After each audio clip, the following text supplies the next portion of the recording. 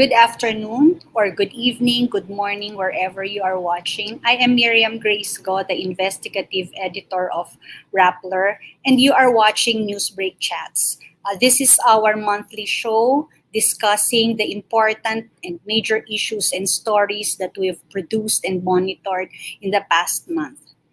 For July, because the president has just entered his last year in office, starting July 1, and he has just delivered his State of the Nation address last Monday. We are discussing Pangakong napako, probinsiyang nadaya.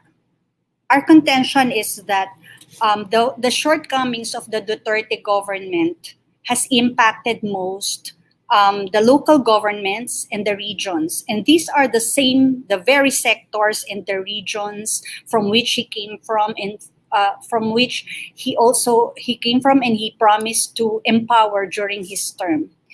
Joining me today are Pia Ranada, our Malacanang reporter. Our discussion is mainly premised on the SONA piece that she produced last Sunday, where she enumerated the major promises that Duterte has not fulfilled as of yet.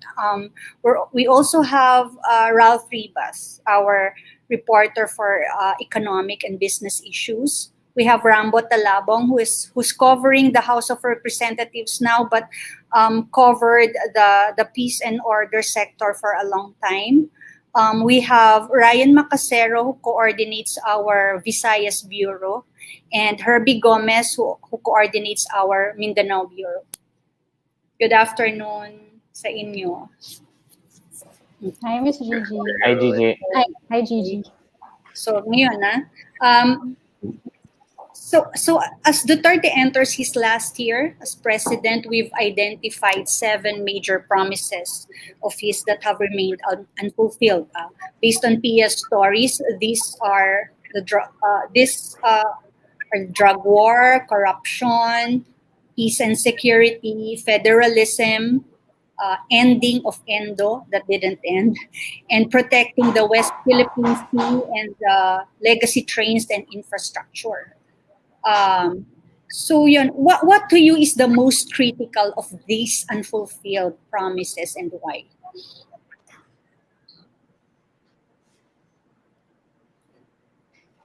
I can start off. Gigi. Sure. Okay. I think it really is the drugs and crime, because it's the campaign promise that marked him. It's the campaign promise that identifies Duterte as a candidate in 2016. Kung sinabi mo Duterte ng 2016, talagang, di ba yun yung nangakong 6 months tatapusin niya yung drugs and crime? At saka yung mga iconic na soundbites niya talagang drugs and crime. Doon talaga siya nakikilala sa kanyang tapang. Doon pumapasok yung tapang sa tapang at malasakit niya, yung pagtigil daw at pagsugpo sa drugs and crime. I hate drugs. Di ba? My God, I hate drugs. Saka yung, if you destroy my country and the youth of my country, I'm going to kill you. Exactly. And paulit-ulit niya yung sinasabi at palaging bumabalik yun. Pero pag titingnan natin yung accomplishments dito sa drugs at saka sa crime, 6 months, hindi niya natapos. Humingi siya ng extension ng years, hindi pa rin niya natapos. At ngayon patapos ng kanyang termino, hindi pa rin niya natapos. At saka nung napakinggan natin, 3 oras niyang kinikwento talaga ng SONA. Instead na sinabi niyang kaya ko pa, ang sinasabi niya ng SONA, itong mga dahilan kung bakit hindi ko kinaya. Ang daming gulo sa PNP. Ang PNP mismo naging kong kalaban. Nag-ano na siya, parang nag-give up na siya dun sa kanyang katapangan. Resigned na.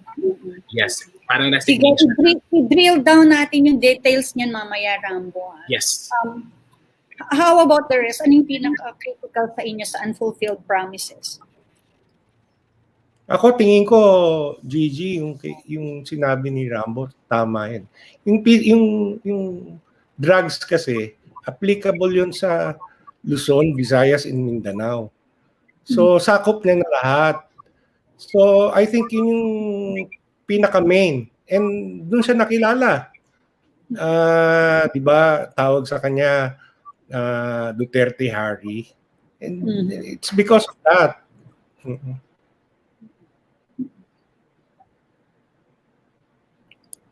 Oh, I agree. with Herbie also. But for me, I think in the Visayas region, especially, if we go back to 2015 and 2016, it was really federalism that propelled him to the presidency. And every time that he went to provinces in the Visayas to campaign, he instigated the anti-imperial Manila sentiment every single time that if I were president, your regions will be your regions will develop finally because I am from here also. And so when he backed out of federalism, was it 2018 or 2019? It was pretty much 2019. 2019, a betrayal of his promise. And for the most part, his governance has been very centralized and very still Imperial Manila, or if you look at it the other way, Imperial Davao for the most part. Ganda nun, no? Yeah, Imperial Davao. Supposedly nawala si Imperial Manila pero may Imperial Davao ka. That's true. Okay, ako naman pagdating sa ekonomiya, yung isa sa mga promise niya talaga is to end good, di ba? But here is, yung sa huling sona niya, wala man siyang banggit tungkol sa endo, di ba? Yun yung nakakapagtaka. I mean, did he really intend to omit that part kasi mukhang hindi niya kayang balansehin yung interest ng mga manggagawa at saka ng mga kapitalista, or talagang parang ano ba tawag dito kung sa Bisaya, nagyaw-yaw, di ba? Parang ano nang nangyayari, parang ako when I was anchoring the SONA coverage natin nung Monday, parang mayroon sa mga parts na ayaw na niyang basahin, di ba? Na parang ano ba babasahin o mag-off script ka na, or we really don't know kung kung meron ba siyang mga hindi binasa doon sa speech na yon o nabasa niya na lahat tapos umabot sa 2 oras yung speech. Pero again, yung endo hindi nabanggit yon, and that was his one of the major campaign promises. How about yung mga infrastructure promises niya? Build. And we were expecting diba, papalo talaga sa regions yung bulk ng mga construction and all. What happened to that? Meron naman. Nakikita naman like Northern Mindanao. Magaganda yung mga construction. Meron ding hindi natatapos. Biglang iniwanan ng contractor. Hindi ma-explain. Pero generally, okay naman. Na-widen yung roads namin, yung road network namin papunta sa airport. Okay naman siya. Kaya lang, I doubt kung siya ang nag-umpisa noon. Ang alam ko, inumpisahan niyo nung previous, and even before Pinoy's time, nasa plano na yon. So, masasabing tinapos lang siguro niya. Pero there's one infrastructure na very specific siya na pinramis niya sa Mindanao. Yung Mindanao Railways. Hindi natupad yun.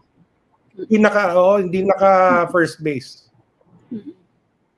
I think yung mga kasi, di ba, yung pag-i-improve ng roads, yung mga bridges and all, parang lahat naman ng presidente may ganyan. Trabaho talaga yan ng DPWH, di ba? Pero ang kay Duterte kasi ang tinitingnan ng mga taga-island niya is yung pinangako mo na idudugtong mo yung region to region, province to province, dito siya nagkulang, di ba? Gigi, actually yung problema niyan ay nung nakausap natin si former Socio-Economic Planning Secretary Ernesto Pernia bago siya mag-resign nitong pandemic, ay to connect these bridges, to connect Luzon, Visayas, and Mindanao, kailangan gumawa ng kailangan natin mag-imbento ng bagong engineering method and design dahil sa lalim ng tubig. Imagine, di ba, parang ako, napapaisip talaga ako kung okay, mahal kasi mag-feasibility study Tapos parang, the mere ambition pa lang na i-connect mo yun, parang kailangan ba talaga natin yun? Parang, I don't know, somewhere along the way, I'd speculate na may nawalang pera doon just because of dreaming that kind of dream. Na eto na pagdating na ng singilan, kung kaya ba yan, parang hindi siya realistic. Tapos yung ginagawa na lang ng people behind his infrastructure team, yung infrastructure team niya rather, ay binibigyan tayo ng kung ano-anong mga numero na parang 100,000 kilometers of roads, of this and that, na pati-repair lang naman yung majority niyan. Hindi repair, expansion, hindi yung bago mismo at wala dun sa big-ticket infrastructure projects niya. I think another way of looking at it is kasi parang hindi ka panipaniwala that midway, the economic managers or the political advisors in case of federalism would be saying, ay hindi pala posible, ay marami palang demands ito or requirements na hindi pala natin kakayanin. Di ba dapat pinag-aralan nila yun even before they promised those things during the campaign? So another way of looking at it is, niloko ba natin ang ating mga botante? Did we take them for a ride? Alam natin that these things will not happen, but because these are the things they wanted to hear, sinabi ni Duterte, and then nung na-elect na is, sorry, hindi pala. Gigi, di ba sinabi, siya rin, lagi niyang binabalik yan, 75 lang siya sa school. Happy na siya sa 75 siya. This is a man who hindi nag-aaral. He promises the moon and the stars.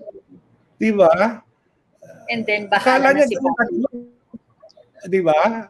Pero actually, 75. Happy na siya. Di ba? Ilang beses niya sinabi yon, 75. Wala. Hindi nag-aaral to. So hindi niya... Tignan mo lahat ng broken promises niya. Ang excuse niya yun, hindi kaya. Sa drugs, hindi pala kaya. Akala niya, like Davao. Yun ang sinabi niya. Di ba? Akala ko yung pareha lang sa Davao. Hindi niya naiintindihan yung pinagsasabi niya. In other words, hindi niya alam yung, basta lang. May sinabi pa siya, storya ata ni Pia yun. Hindi ba sinabi niya, sa Davao kasi, ang ginawa namin, to coerce, to intimidate, and to bribe. Akala niya ganun lang, kadali. Di ba ganun? Saka ganun din yung ginawa niya sa eleksyon. Yung sinabi ni Pia nga, di ba, during our panel discussion, ang sabi niya is, bakit siya, until his last SONA, he was making references to his experience as Davao City Mayor, as if his presidency never happened. Parang ang laking insight meron yun sa anong klase o how do you regard your presidency and what have you been doing in the last 5 years, no? How about yung promise ng corruption saka yung protecting the West Philippine Sea? Yung corruption ganun din. Yung corruption ganun din. Pinramis niya, di ba? Tapos lately sinabi niya hindi realistic, hindi pala kaya. Endemic. So basically same excuse, same template. Okay? So hindi ko I think medyo na nga tayo na using his own words, mga buang kita.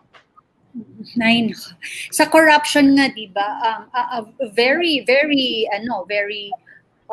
remarkable na he's been recycling the erring appointees. Kapag napagbintangan ng corruption o controversy, he fires the small fish. Pero yung mga appointees niya talaga, malalaking kaibigan niya, he would just transfer them to diba, to other agencies, bibigyan ng bagong posisyon.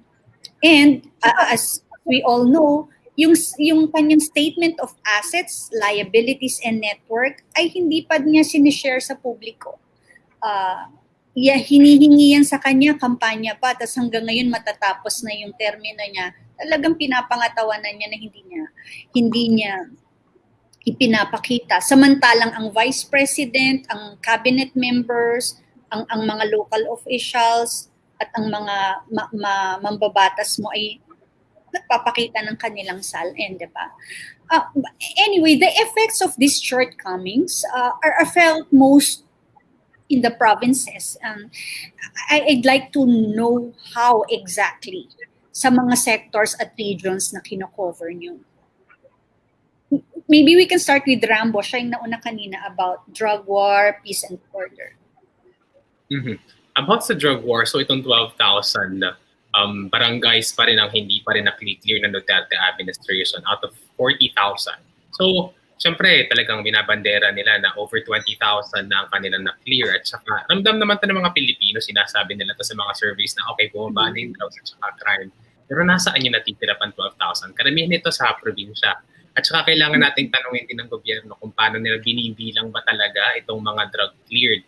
Kasi yung mga standards din kung cleared na ba ang isang barangay, hindi rin siya na monitor na maayos. Hindi tulad dito sa Metro Manila kung saan nakaka-count pa din sila ng merong mga drugs. Sa mga probinsya, madali yan dayain. Kailangan pa yung investigahan din. Tapos, ang isa pa rin problema sa mga probinsya ay kung meron mang patayan, mas mahirap siyang mai-report. Mas mahirap magsumbong sa probinsya. Sa Maynila kasi, okay, may access sa mga tao sa media, may access sila sa mga abogado dito, mas madali. Pero sa probinsya kasi kung nagkaroon ng patayan at napakaraming patayan na hindi pa rin nare-resolva, wala silang malapit na mga tao. At saka palagi nilang pinaghihinalaan ay mga pulis din ng probinsya ang pumatay sa kanilang kakilala. Naramdaman ba to sa Visayas at Mindanao na yung hindi properly nare-report or na-monitor yung crime statistics, yung drug war numbers, because people are afraid to coordinate with law enforcers or pinaghihinalaan na involved yung mga police sa drug killings? Sa Visayas in particular, if we go back to 2019, before the Sinas became infamous for the Mañanita, he was the police chief of the Central Visayas region, and doon sa panahon niya, tumaas yung killings of suspected drug pushers, even if they were accused by their neighbors of very weak evidence. And Rambo was the one who did an investigative or in-depth report on this back in 2018. You really saw an increase in the killings, and Mayor Tomas Osmeña was the first person to call him out, and former Cebu City Police Chief Reyna Garma. And I think what we saw at the community level was really the trickling down of a president who who wanted police to have more power and less accountability. In 2016, I was already general assignment. I was doing covering in the region, and back then it was very easy to get something as simple as a blotter report.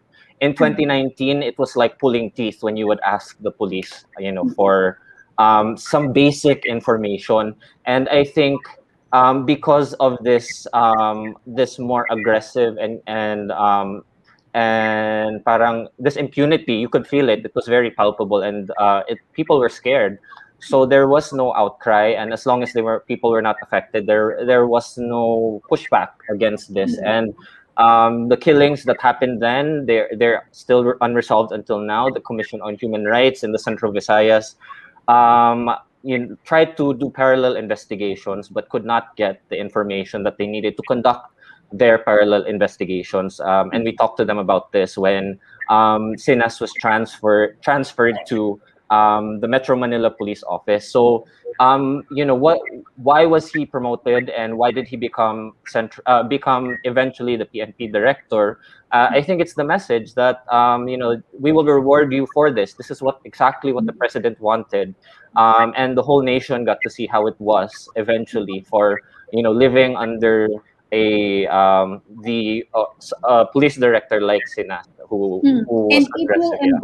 And it will embolden the other local police directors. Exactly. Lalong matatakot din ngayon yung tao na kung irereklamo ko pala to, baka maging PNP chief ito later. Diba?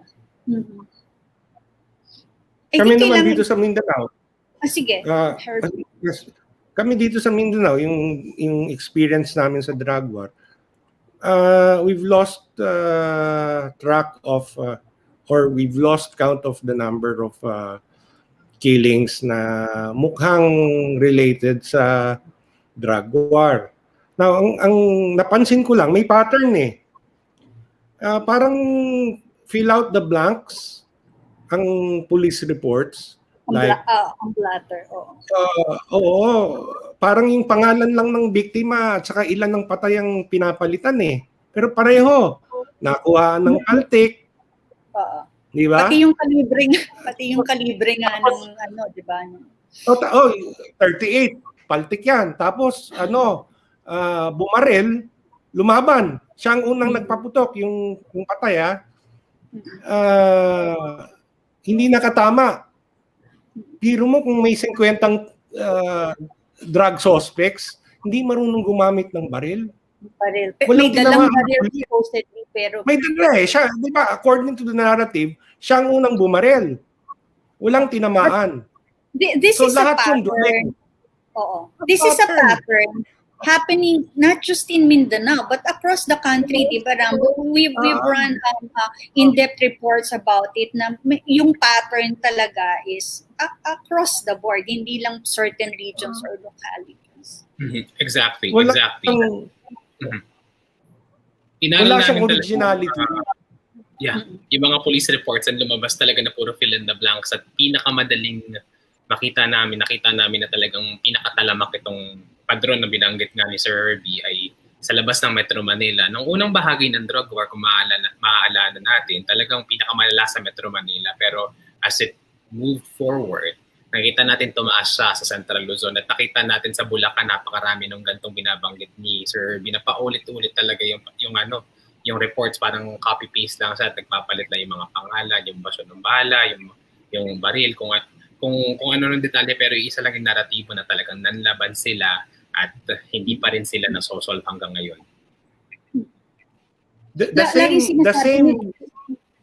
Laging sinasabi ni Duterte na but people, I think lumalabas din sa survey, as you said, Rambo, na parang people feel na mas peaceful ang kanilang communities dahil sa drug war na ito. But baka ang hindi natin na-realize is it's really just out of fear that people are not talking, people are not going out. It's no longer, hindi na kami takot, takot kaming lumabas dati dahil may drug addicts, pero ngayon it's more of, takot kaming lumabas ngayon kasi baka kami yung pagbintangan ng addict at kami yung mapatay, di ba? Tama, Gigi. Talagang sa pag-field work natin sa mga communities, nasa local vocabulary yan. Yung mga sinasabi ng Pangulo na natukhang yung taong yan. Nagtago na yan, gawa ni Duterte. Na Duterte na yan, nahabol na yan ni Duterte. At saka, ayaw na lumabas yan kasi nagsasalita si Duterte. So talagang penetrated talaga yung mga communities dito sa rhetoric ng Pangulo na kung ikaw ay magdodroga, mamamatay ka. Pia, can you talk about the effects sa localities ng yung failure to really stamp out corruption and then yung pag-drop niya ng federalism promise?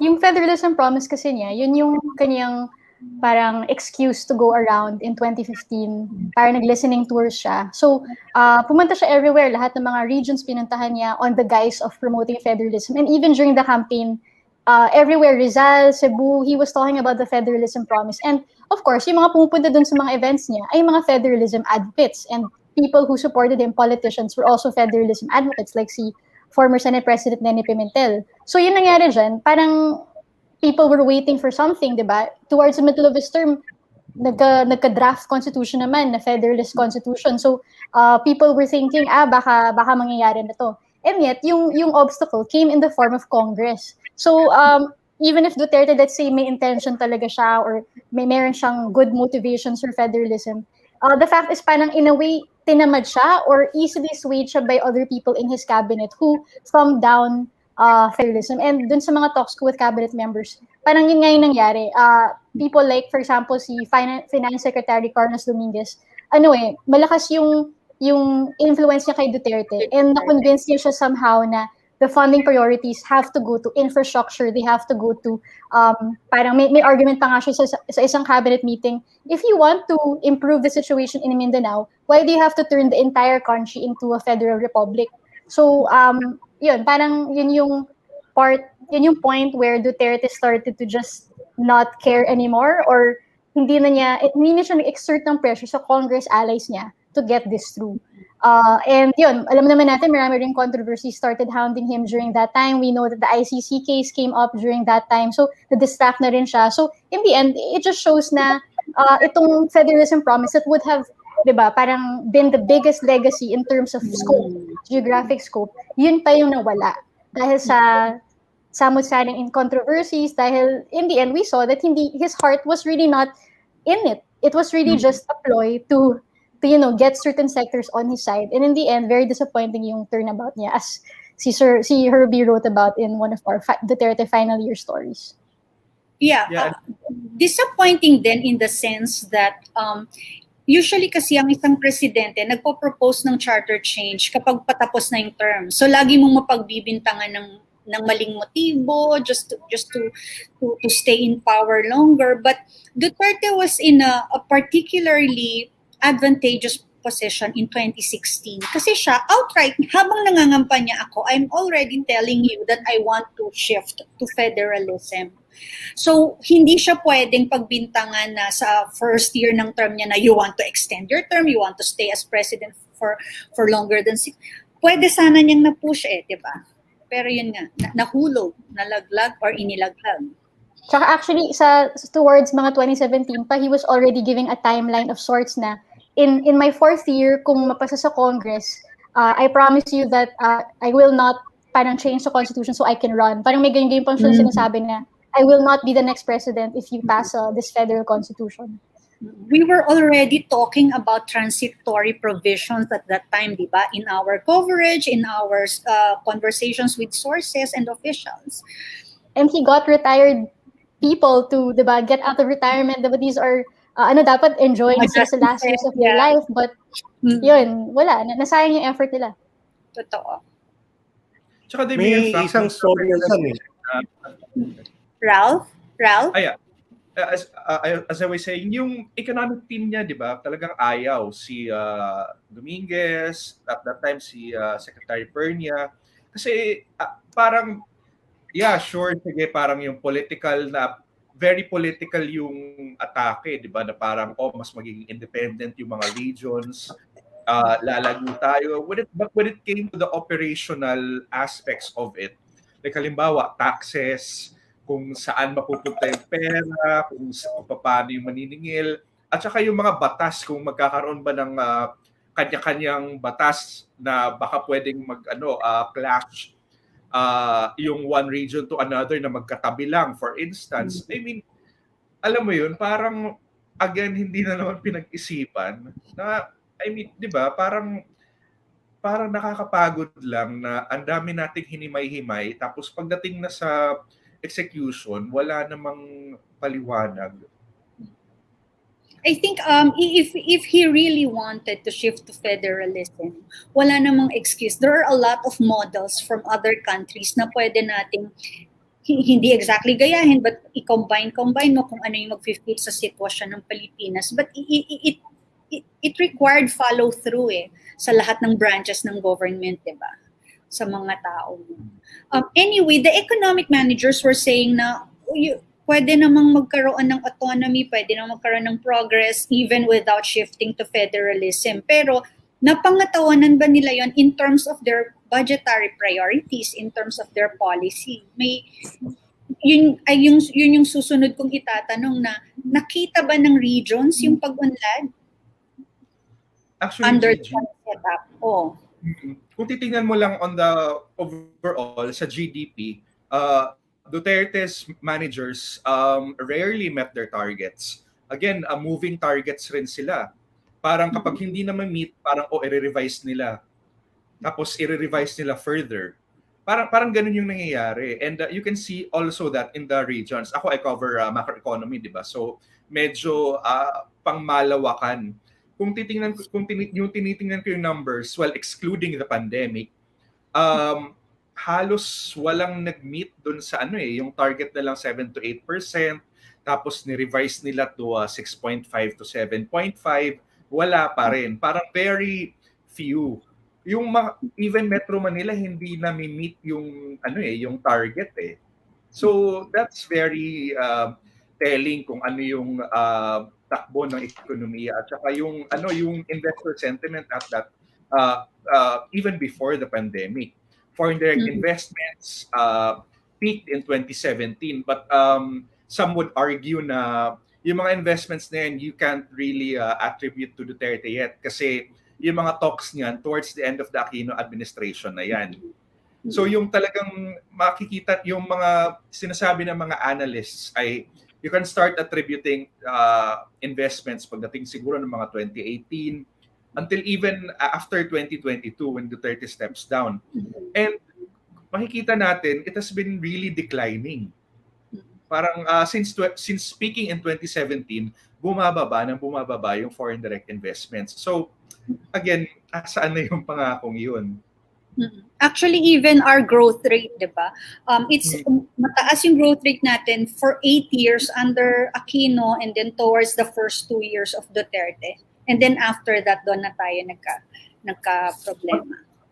Yes, mataas pa rin naman kasi to be fair, kasi if you compare it to our other regional counterparts, mataas pa rin yung even before the pandemic yung 6 to 7%.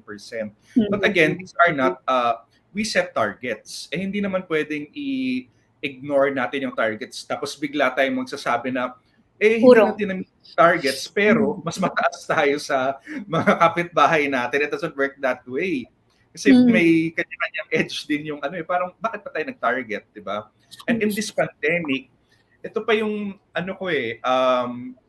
yung talagang kinakainisan namin ni Aika Ray, yung isa pang business reporter when covering business.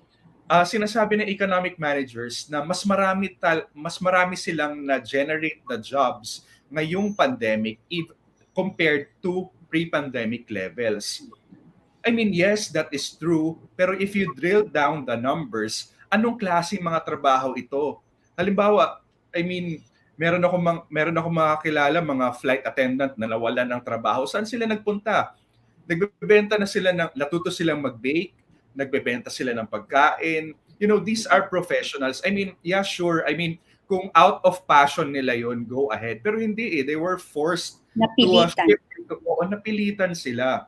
And na pumunta sa informal sector. So, ganito yung klase ng mga trabaho na available ngayon in this pandemic. Low quality jobs that are very sensitive kapag nagka-lockdown. Kapag nagka-lockdown yan, wala ulit. So, yun yung, again, it's another tactic na parang it's quite misleading for them to say na mas maraming trabaho ngayon. Kasi yung kalidad, di ba? Actually, even pansinin mo din yung official numbers ng gobyerno, halimbawa sa poverty incidence going down, pero pag tinanong mo sa surveys yung tao ng self-rated poverty, nag-i-increase. Tapos yung hunger stats ng gobyerno bumababa, pero self-rated hunger, mas gutom ang tao. Pia, you also wrote about, this was Sophia. We published a story about how Duterte failed to use his popularity to lift up the poor. This was based on a Ateneo paper by Professors Jail Cornelio and Carmel Abaw. Sabi nila, yung poverty, yung hunger, yung education completion, saka yung budget allocation sa social programs, dito mo nakita na hindi naging priority ng administration yung pag-uplift sa mga mahihirap. But Pia, how could he have used his popularity if he wanted to really push this anti-poverty measures? Well, I think naman to give him credit, he did sign certain pro-poor laws, diba, that are celebrated by many experts, like yung free college education, yung free irrigation, isang major campaign promise yon na natupad naman niya by signing that law, which was given to him by Congress. But for example, yung example of the pandemic na this is the time when we need the most stimulus for not just poor individuals and households, but small businesses kasi yun din naman yung parang those small businesses also provide jobs and quality lives to people who work for them. And si Duterte and his team, parang they're still refusing to sign a Bayanihan 3 law that would give a big stimulus package, economic stimulus. And yung reasoning nga ng economic managers is may funds pa raw naman sa 2022 budget at sa 2021 budget at may naiwan naman daw from Bayanihan 2. But yun na nga, parang surprising din na Duterte, who is supposed to be pro-poor, parang why is he siding so much with economic managers? Parang he doesn't make up his own mind na, totoo naman, may funding pa naman sa Bayanihan 2 and the budget, but we need an extraordinary amount of help for these people kasi extraordinary yung situation. So, it boggles the mind. Like, I'm not sure if he's really thinking back on it or kumbaga medyo masyado siyang bilib sa managers. Masyado siyang bilib sa economic managers niya to think na if what they say, I will follow. Kumbaga parang hindi siya confident sa kanyang sariling analysis skills to be able to say na, hindi, I will not agree with them and just push forward and support this economic bill. Kasi anyway, other lawmakers naman are pushing for this. Even economic experts na lawmakers are pushing for this. So there's no reason for him to think na hindi ito wise decision, diba? So yun, parang I think maybe at one point he just masyado siyang, kumbaga, kasi before he was already, may moves naman siya to oppose his economic managers. Like when he signed yung additional pension and when he decided to sign the free college education bill, his economic managers opposed that, but he overrode them. But in this scenario, we didn't see that. Okay. And let me add, may pera sa Bayanihan 2 dahil hindi na gastos. So yun yung isa pang problema, parang anong ginawa natin sa pera? I mean, yan yung inaabangan natin, di ba? Yung audit. Kung ano-ano mga agencies. Para kang may tatay na may, di ba? Para kang tatay, may pera, may cash naman tayo, pero nung nagugutom ka or humihingi ka ng ayuda, hindi ginamit. And then biglang sinabi, ay, nawala na yung pera bigla. Hindi na natin pwedeng galawin. When he could have given that sa mga anak niya, 'di ba? May question tayo from our viewer. I think Pia, ikaw sasagot nito. Why does Duterte remain popular despite these failed promises? I think I will also ask the Visayas and Mindanao bureaus. Pia.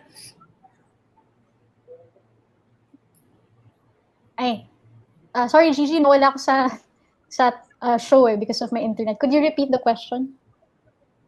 There's a question from our viewers. Why does Duterte remain popular despite these failed promises? Tell us how popular he is, actually, based on the surveys and the pollsters that you've spoken to. Ano na siya, mga 90% yung kanyang popularity rating, yung approval and satisfaction. This is according to Pulse Asia. And kitang-kita mo yung line graph, talagang ano siya, way above his predecessors. And yun nga, I talked to Ana Tabunda of Pulse Asia. And number one, she doesn't discount that there is fear factor, telling people to just say that they approve of him. But on the second level, she also has gotten news from their field teams that a lot of Filipinos actually, even if he failed miserably in yung kanyang 6-month deadline to end the drug war, what they see in their communities convinces them na even if hindi technically na-meet yung promise na yun, dahil nakita nila na nagkaka-drug raid, nagkaka-surrendery sa mga basketball courts, para sa kanila enough na yun to show na ginagawa niya yung sinasabi niya. And I mean, Filipinos are by nature very forgiving. Like, sometimes we don't really remember anymore the exact promise, but as long as we see some change, some difference, even if minute, in our communities, we already feel convinced na at least may nangyari, at least naman may ganitong pagbabago. So I think that he benefits from that, from the nature of Filipinos, and also from the fact na yung pandemic nga is making people kind of lower their standards of living, na parang I'm satisfied na as long as buhay ako, as long as kaya ko pa humanap ng trabaho, hindi naman hopeless lahat. So Ana nga says na that lots of Filipinos are cutting the government a lot of slack, and Duterte is benefiting from this. Babalikan natin yung naglo-lower ng standards at expectations yung mga tao. No? But I'd like to know from the Visayas and Mindanao bureaus, na bakit siya popular despite these failures? I guess from from the regional level. I agree with everything Pia said, but I think I would be more interested to see if during the campaign season, if the excitement, if the enthusiasm for Duterte will still be the same, because in 2016, you could really feel it compared to the other candidates. Wherever you go on the streets, when people were talking to the T-shirts, this is anecdotal, but the ballers, there's a major difference between the energy of someone who supported Duterte compared to someone who supported Rojas or Grace Poe. And the question, I think, if that same enthusiasm will be there for Sara Duterte. Will it translate to a continuation of that same passion for that candidate? Because the energy is really different. So I think it depends. But everything that PS assessment is pretty much true in Cebu. Kaya And lang, yeah. Ryan, paano natin ma-measure yung energy ng crowd? Baka walang face-to-face campaigning sa isang taon. No? Oh nga. Yeah, I don't know. It will be very different this time around. But yeah, I don't know if it will be that same level of excitement for Duterte or whoever he chooses whoever his endorsed candidate is. So hindi mamasamain ng mga taga Cebu that during the pandemic, instead of the national government helping them, sinasabihan sila na pasaway kasi kayo, ganito kasi kayo. What was the exact word he used? Soberbio. Soberbio. Soberbio, so very stubborn. And like it was funny because during the 2016 campaign season, medyo sip-sip sa mga Cebuano na I am Cebuano. I know I'm from Danao. My parents are from here. I know your issues. I know your problems, and this is what I'll do. And then once he won the presidency, it was that Cebu is number 1 in drugs. Cebuanos are stubborn. Inaaway niya yung mga Cebuano. And the latest conflict with the returning OFWs, that with Cebu Governor Gwen Garcia, who was his number 1 supporter in Cebu at the time. Again, anecdotal, but you could see on Facebook a lot of comments saying na this is unfair. We supported you. We expected you to and this is two sectors that supported Duterte, OFWs and Cebuanos, who expressed their disappointment. But is it enough to dent, or how much will it hurt his popularity in Cebu? Is the question that I have not, I don't have an exact measurement, but I think it will. It's just a question of how great is that, will it be? How much difference will it be? Herbie, those who are not from Mindanao, mayroong impression na the Mindanaoans, or most of the Mindanaoans, especially most of those from Davao, would blindly support Duterte. It's more of, instead of calling him out or instead of agreeing to like analysis like this, they would try to protect him kasi taga-amin yan eh. Yung parochial mindset ng mga tao. Is this a fair assessment of how Mindanaoans view Duterte's administration? Hindi siya fair. Ang dami kong kilalang galit na kay Duterte, even sa mismo taga PDP Laban, mga original members to ng PDP Laban. Who ibang-ibang sinasabi nila ngayon compared sa 2016 na patay na patay sila kay Duterte in 2016. Ngayon hindi, inumura. That was after he abandoned the federalism. Kasi mga federalist to eh. Why is this sentiment not captured sa mga survey? Kasi if you will look at the approval ratings, di ba? Yung nasa Mindanao pa rin lagi mataas. Depende siguro kung sino. Depende kung sino yung sinusurvey siguro. Hindi ko alam kung sino yung tinatanong nila eh. But even sa Facebook, you can see people fighting back. Di ba? Yung the so-called BTS trolls, they're starting to fight back. So, ewan ko, marami akong kilala na who are not really diehards of Duterte in Mindanao. And I guess the same applies to Visayas and Manila, di ba? Ako, I Hindi grew up na- in Davao. So, ako naman, medyo matagal na akong hindi nakakabalik doon or nakakastay doon ng matagal. Pero yung mga sinasabi ng mga kaibigan ko doon, na, I mean, at saka yung mga kakilala ko doon, mga kapitbahay ko dati, is that the people of Davao gave Duterte that pedestal. And it's up, parang hindi, Duterte, parang the people of Davao made Duterte. Parang ganun yung gusto nilang, I mean, ganun yung realization nila na parang Duterte did not reshape Davao City. Rather, Davao City, the people of Davao helped him get to where he is right now. So ngayon, yung mga kakilala ko parang disappointed sila na parang anong nangyari, Mayor? Bakit nagmumura ka pa rin? Parang, it was cute here na parang tayo-tayo lang. Pero nung nandun ka na sa international stage, na parang napapahiya na tayo.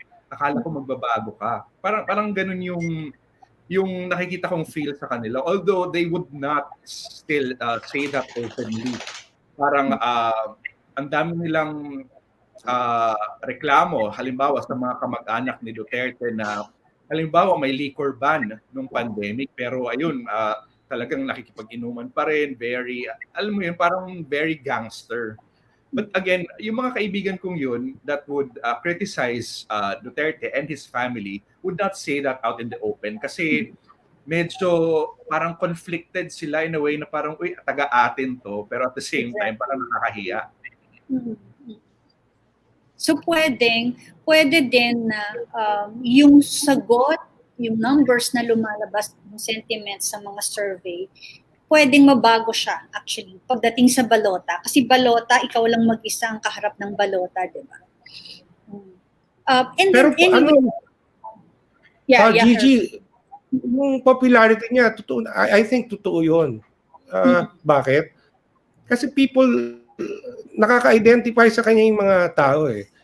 Duterte is the type, kung sa Mindanao, tawag namin dyan, murag mananggiting hubog. Mananggiti meaning tuba gatherer na lasing. Ayun, he speaks that way.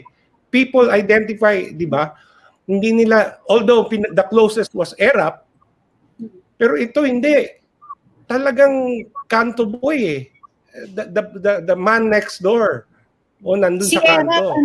parang image lang yung pagiging kanto boy coming from his alam ng background. tao, alam ng Si tao, acting yun. Okay? It's Duterte authentic. Nagmumura. So actually kumo-connect siya. And people understand him better than GMA, FBR, Pinoy, di ba? Kasi pero hindi nare-realize ng mga tao na okay, para kang kanto boy or lasing magsalita, pero dapat hindi lasing yung pagpapatakbo mo sa pamahalaan, di ba? Sa kasabansa. Itong nangyari na pandemya, no, it can be a convenient excuse for the administration to say we change policy and budget priorities kaya hindi na deliver yung promises. Would you agree sa ganito nilang pwedeng gawing excuse? I would absolutely... yung pandemic gave them an excuse. Sorry. It's not true. Kasi it's like our current budget now, parang walang nangyaring budget. Walang nangyaring pandemic. Kasi eto since covering business, parang very trickle-down economics pa rin yung mindset nila ng economic team na parang we build infrastructure, we build something major, really big and ambitious, and then all the benefits would create a ripple effect na parang dahil gumawa tayo ng ganitong tulay, magkakaroon ng bagong connection yung business A to business B, yung mga ganong ambisyon, yung mga ganong theoretical assumptions, but where are they? Unang-una pa lang, talo na sila kasi yung absorptive capacity ng mga agencies at ng mga contractors, hindi nila kayang gawin yung mga ambisyosong proyekto na yan. Number two, yung Duterte's shift, yung pivot to China na Duterte did not really bear much fruit. Kasi hindi nagdatingan yung pera ng China. Ano na lang bang nangyari? Merong natuloy. The Kaliwa Dam, there's also the Chico River Pump Irrigation Project, which have separate contentious issues when it comes to the impact of their communities. And then we have the bridges from China through grants na alam mo yun, parang ino-oppose rin ng mga communities kung bakit ba doon ginagawa yung mga tulay na ito. So, for me, hindi totoo na kasi there was plenty of time for them to totally change their perspective, to totally change their mindset and worldview to fit the needs of this pandemic. Had they given cash direkta sa bulsa ng tao. But then again, they these grand assumptions. Again, kita natin ngayon, parang it seems na ayaw nila mag-lockdown kasi wala na silang pagkukunan. Lahat nandun sa infrastructure projects, bawal galawin. And at the same time, yung infrastructure projects na yun, hindi gumagalaw. Kasi walang, di ba may lockdown, ano pang mapapala natin sa tulay na hindi naman gagamitin or whatever dahil may lockdown. We have our last 10 minutes for our talk. What do you think if Duterte is leaving a number of unfinished business exacerbated by the pandemic? What are the challenges do this pose, or what are the burdens this impose on the next administration? You can be specific about your regions or your sector.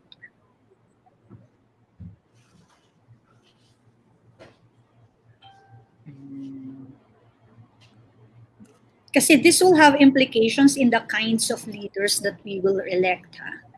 Hindi lang sa presidency, but in terms of yung local leaders nyo, how they stand up to Duterte or the likes of him, or yung unquestioned loyalty.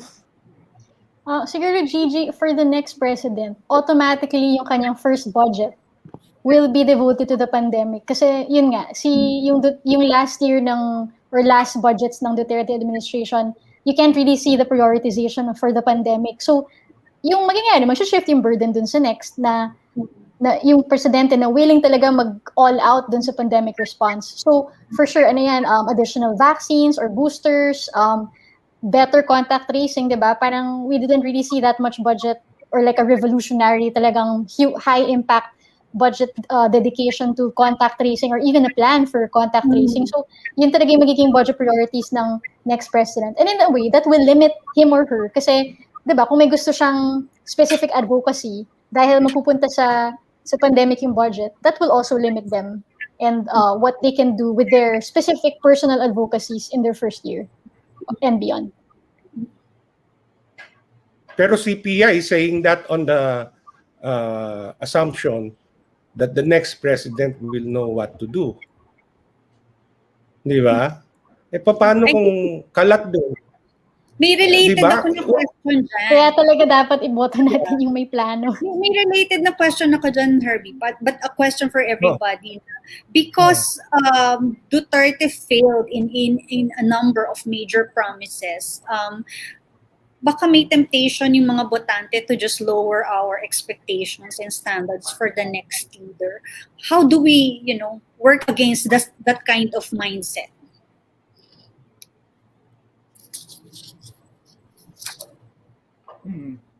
Parang just a little bit better than Duterte, okay na, iboto na natin. Or just a little bit better than my governor follows Duterte, okay. How do we work against that kind of mindset? Ang question naman dyan, Gigi, kung may difference sa kanila eh. Ibig sabihin sa masa, we're talking of the poorest of the poor. Okay? May difference ba si Duterte o pareho lang? Ganun din naman eh. Panahon ni FBR, mahirap din sila. Panahon ni Gloria, mahirap din sila.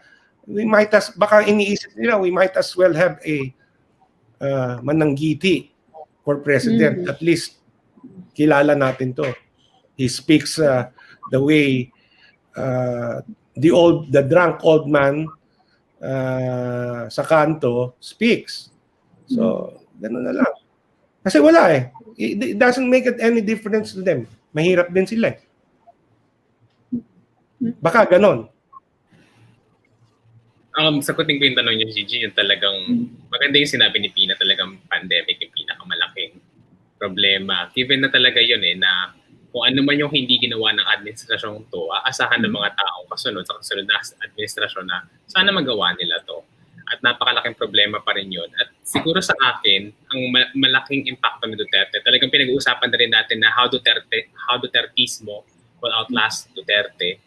Sa local government, for all of his talk on how devolution, how local governments need to be autonomous, I think I saw a culture of how everyone still needs to fear him, how local officials still need to cling to his power, to Duterte, to the executive when it comes to managing their own communities, how they still need to be in the favor of Duterte.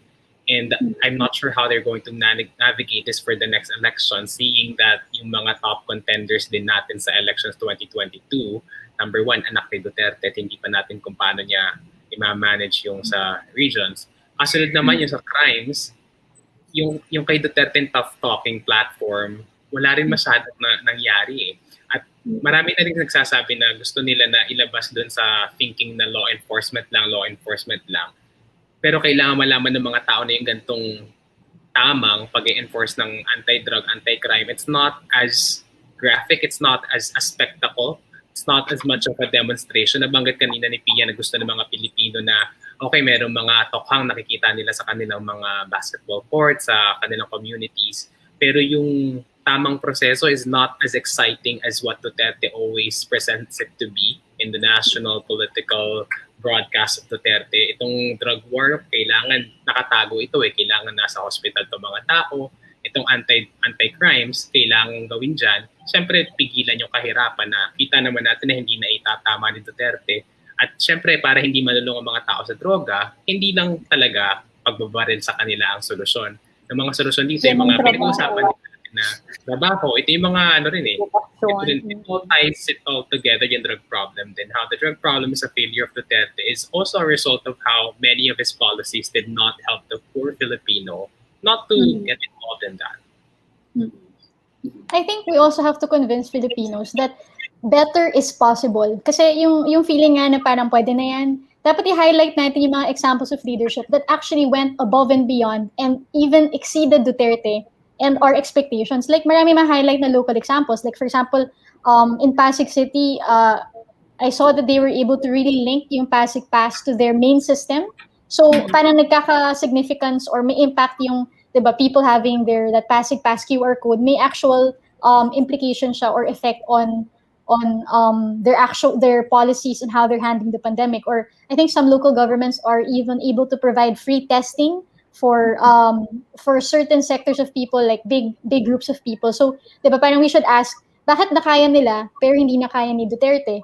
Or we could also highlight mga ibang bansa na kaya naman yung huge stimulus package for their countries. Bakit nakaya ng Singapore pero yung Pilipinas napakababa ng share of GDP ng ating stimulus package? So or the debts we're incurring just so we can fund a big stimulus package. So I really think we have to widen our coverage and open the eyes of Filipinos that better is possible.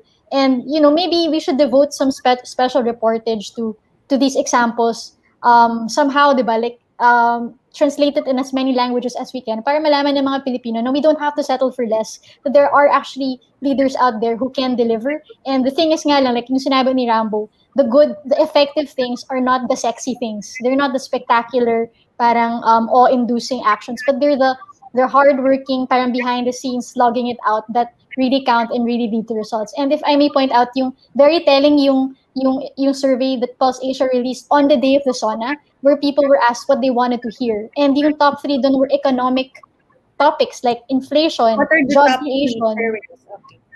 Yun.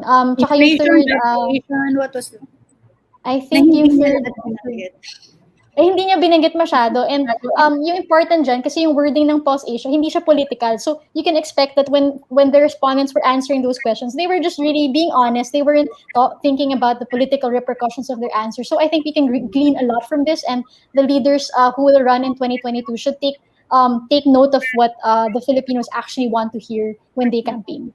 Can we make that trend? Gusto ko yung quote ni Pia na better is possible. Kailangan i-push yan kapag nangangampanya ka sa magpaparehistro sa kasaboboto.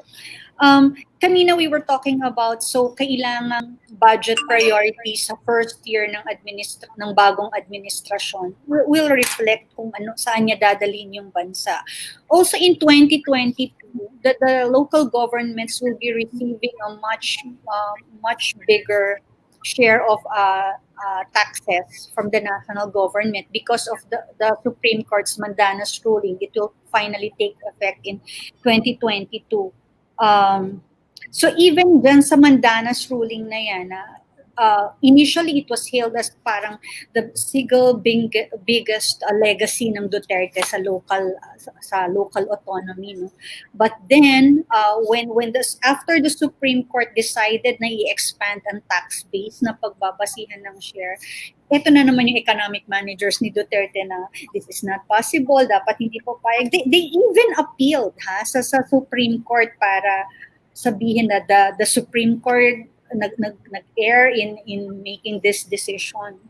And isa, di ba nag-iusi Duterte na given the mandamus ruling, this certain responsibilities will now be with the local government. I thought it's something na nadaya yung local governments. It was putting one over them, no? Kasi remember that the local governments were asking for bigger shares because maraming unfunded original mandates sila, diba, under the local government code. So they were asking for more money to be able to implement those services, to do those responsibilities. Pero ang nangyari, nung nabigay na sa kanila yung additional funds that they needed for the original mandates, biglang dinagdagan ni Duterte yung mandates nila. And I thought it was like, sige, dahil nakuha nyo yung pondo from the national government because of that Supreme Court decision, gagantihan ko kayo, tatambakan ko kayo ng bagong pagkakagastusan. Sa akin, ganun yung impression. But yeah, challenge ang funding next time. And let me add on that issue, no? Kasi ADB helped craft yung kung ano yung sa mandamus ruling, di ba? But ADB also at the same time recently said na magiging problema din ito, parang kung magiging wobbling implementation because there's a pandemic, kaya kailangan talagang medyo tight tayo sa pagdating sa usapin ng pera at saka sa local government. So kapag sumablay yan, medyo problematic. So again, it's another wait and see kung how that will be implemented.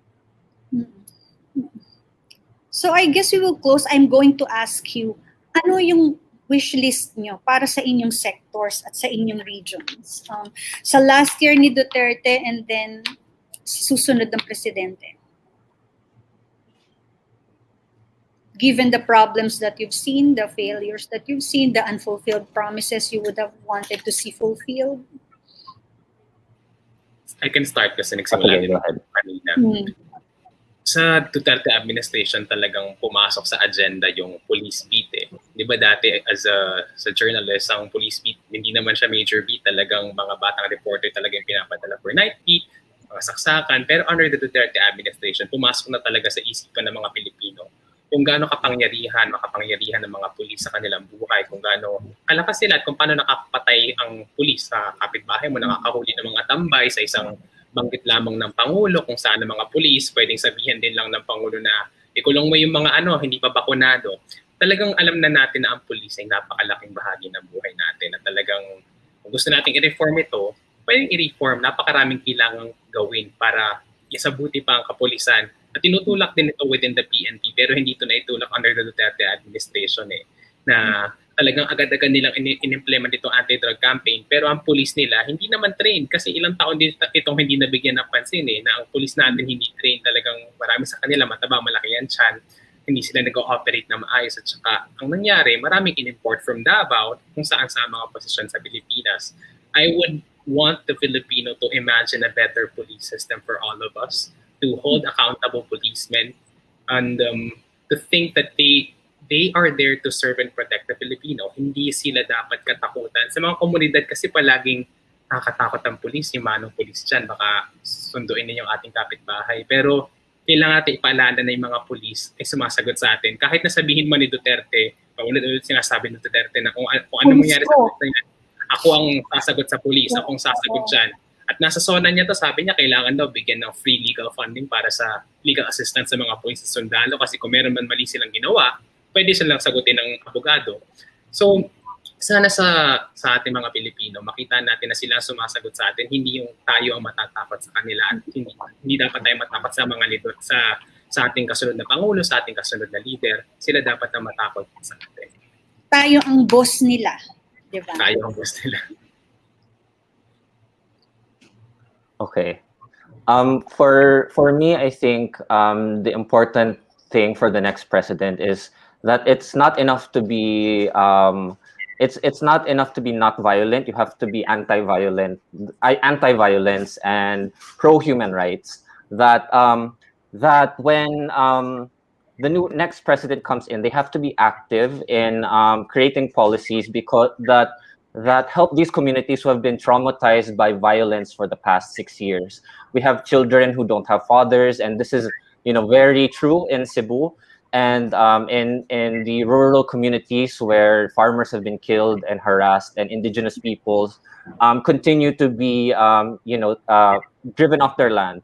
And aside from that, I think going back to the question of how if we should lower our standards for the next president, I think I have a slightly different take on that. That I've come to believe that elections alone are not enough to bring social change, and the president is not necessarily the most important individual to do that.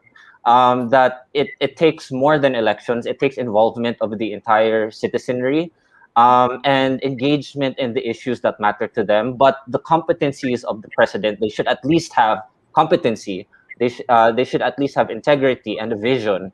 And we did not get the bare minimum, I think, for the past 6 years. So that's why we think a lot about lowering our standards. But I think we don't have to agree 100% with whoever the candidate we vote for is either. That ideologically, if we're liberal, we don't have to vote necessarily just for a liberal. It can be someone who has these qualities, but once they become president, we have to, as a people, fight for these issues that matter to us.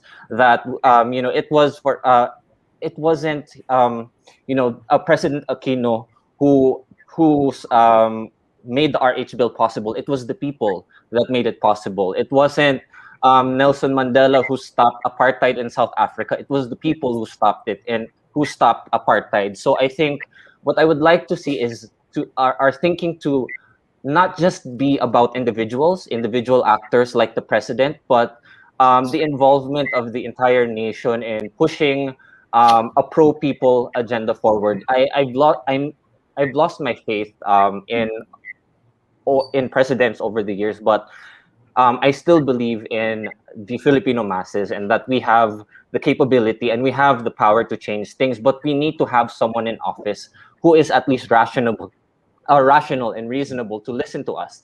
So let's put them there and fight them, when the time comes that, protest, mass organize, and stay involved in local issues. In Cebu, for example, there was a coal power plant that the communities, urban poor communities, very powerless people organized to stop in 2016. And until today, that coal power plant, which was proposed by billionaires, is still not there, and there has been no attempt to reintroduce it. So people, I think, are more powerful than they believe, and I want the voters to realize that it's not just about the president; it's about the entire process and our involvement as a community. Herbie, lower our standards, wish list for Mindanao. Sa akin lang, I cannot speak for everyone in Mindanao, pero ang wish list ko is for the next president, someone who's exactly the opposite of the present one. Someone na hindi magkakalat, yung governance, the way yung SONA niya, nagkalat siya. Because kung titingnan mo yung SONA niya at yung governance niya, parehong kalat. Hindi pinag-isipan. I also wish na the next president would not mess up with the two other branches of government na hindi nadidiktahan like Congress, the legislature, and the judiciary. I hope the next president will not do that. As for the remaining months of Duterte, my wish is to be able to sleep tonight and wake up tomorrow na 2022 na. Real talk tayo, real talk. Mindanao Bureau. Go. Okay, Rao, sige, go. I'll have you speak last, Tia. Si Rao. Ako naman, covering the tycoons, the elite, the 1% of society, and as well as the middle class, no. I think at this point na-realize na sana nila ng mga mayayaman and even the middle class na before Duterte and even during Duterte, they can afford to be apolitical. The people, okay, may namatay sa kalsada, but that's not in Alabang where it's miles away from us, or alam mo yan, we are in a gated community, yada yada, yung ganong klaseng privilege. They should have realized by now na kapag incompetent ang leader, ay apektado tayong lahat. Kita nyo naman sa pandemic. I mean, the rich really... Tado ang businesses nila. Talo yung businesses nila. And I guess kung... Siyempre, meron ding mga interests yung mga negosyante, di ba? Na I think they should also realize by now na hindi lang pwedeng, kung pwede ba nating magamit yung ganitong klaseng presidente for our own interest. Di ba? Parang kasi dapat na-realize nila na kahit paano dapat nag-iisip at hindi lang umaasa sa mga advisors yung presidente. Kasi kita talaga yung epekto eh. And the middle class na, again, may makakilala ako na I don't think never pa silang pumoto in their lives or once lang na pumoto because they can afford to do so. Parang wala silang pakialam. They don't watch the news. But the pandemic and the Duterte regime made that serve a lesson for them na to go to vote and really elect kung sino yung gusto nilang kandidato. At kung wala man silang kandidatong gusto sa mga tumakbo, be at least have that experience to go to the go out and vote. Tia, I'd like to hear you. Ako meron akong hope that the elections will move Duterte to change something in his pandemic response. Because if there's one thing Duterte is, he's a political animal for better or for worse. So parang mamove siya to a point of action pag nakita niyang china-challenge siya. And the only reason why sobrang confident ng government to move the way it's moving is because ang taas ng ratings ni Duterte sa surveys. So now that may elections, it's really the time when a challenger will rise from, this blob of, followers, this blob of high approval ratings. Parang someone will be moving to the fore, diba? Or several people will be challenging the leadership style, the governance style. And if anything, this might be the one actually that will convince Duterte to maybe modify his response. Kasi nakita naman natin in his previous, there are times talaga na stubborn siya, pero once clamor or criticism reaches a certain level, papalag siya. Like nung time na the health workers were calling for a timeout, hindi niya ma-ignore yun eh. So nangyari, he gave in, he gave them MECQ, albeit grudgingly, at least, diba? Nag-iba siya ng tact. And I really think that once candidates move forward and, start criticizing him, start suggesting their own pandemic responses, and people notice, wow, ang ganda ng plan niya, ang ganda ng sinabi niya. Si Duterte is the type na, magsiselos yun eh. Parang, mako-conscious siya na baka ginajudge siya for this, and who knows, it might convince him towards the last months of his term to change something that could maybe improve our pandemic response. Ako, I'm hopeful. Hoping talaga for the best. Truly hopeful. I'm happy to note that yung responses niyo, no, they all are in line with Rappler's campaign and election slogan. We want to take back the Philippines from our leaders, and then we put it is we the people who will decide who we want to put in power to manage our affairs with our welfare in mind. No? I'd like to thank Pia and Ralph, Herbie, Rambo, and Ryan for this very rich discussions. Sana pakinggan natin at tanda natin yung mga sinabi nilang hindi natin dapat i-lower yung standards natin. Whatever lessons we have from the unfulfilled promises or the shortcomings of this administration, i-translate natin sa boto. Sabi nga ni Pia, better is possible. Huwag tayong magbababa ng standards. We also like to invite you to go to our article titled Duterte Final Year Prospects for the Philippines. This is a compilation of all our in-depth reports, analysis, videos, and podcasts on President Rodrigo Duterte's 5th year in office and what to expect in his last. This has been Miriam Grace Go, and you've been watching Newsbreak Chats. Join us again next month.